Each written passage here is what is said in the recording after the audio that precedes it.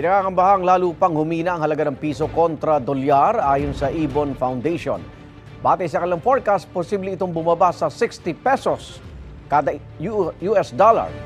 Dahil daw yan sa inaasahang pagbaba ng mga remittance o yung pinapadalang pera sa Pilipinas sa mga Pinoy abroad. Kasunod ang pagigpit ni US President Donald Trump sa mga immigrant sa Amerika.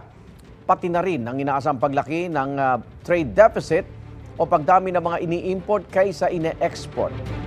Wala pang pahayag kaugnay dito ang Department of Finance at Bangko Sentral ng Pilipinas. Kahapon nagsara ang palitan sa 58 pesos and 69 centavos kada dolyar.